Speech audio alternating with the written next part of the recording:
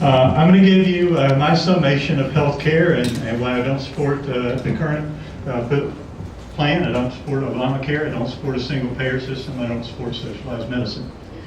What I want is this. This is what I want. These are the three principles.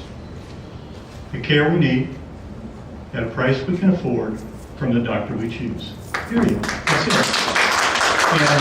And Obamacare doesn't do that. It was supposed to allow you to keep the it was supposed to allow you to keep the policy you had. That didn't happen. It was supposed to keep the doctor you had. That didn't happen. It's supposed to be able to save $2,500. That didn't happen. So that one didn't apply. But you can go through each one of them, including the current one that's being proposed, and you can say, no, it doesn't meet that requirement. And there are reasons, but I won't get into them, why, and some of the things I want to help. And yes, Medicare is a part of the Obama plan, and henceforth it would be a part of the repeal. Obamacare, the only in that plan, the only thing that was in there was the $700 billion taken out of the Medicare trust fund to pay for the subsidies that happened. And so I don't agree with that. I never have. I've spoken out against it for 6 years, that it was wrong to take that money. But it does take money.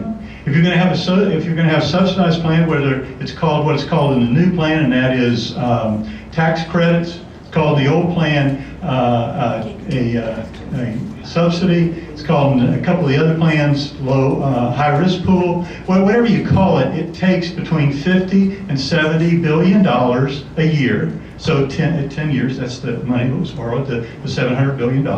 It takes that to fund that pool of people. That's what it takes. So you can spread it out over everybody. You can have a high-risk pool where it's just a certain number of people. You can have credits for poor people. Whatever it is, it costs that money. And so that's going to cause rates for everybody to go up. That's the way it is.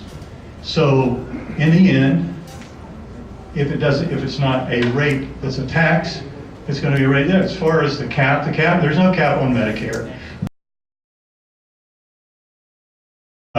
It's paid for. If somebody makes $1 billion in salary, they're still going to pay it. There's no cap there. Somebody's talking about a cap on that. There is a cap on Social Security.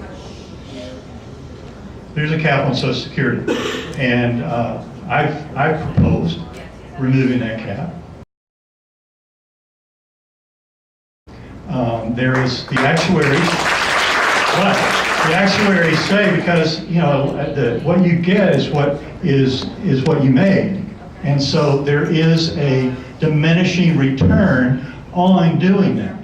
Now, we're working with the Social Security Administration on seeing how we could fix that, but just doing that one thing would actually cost money in the end.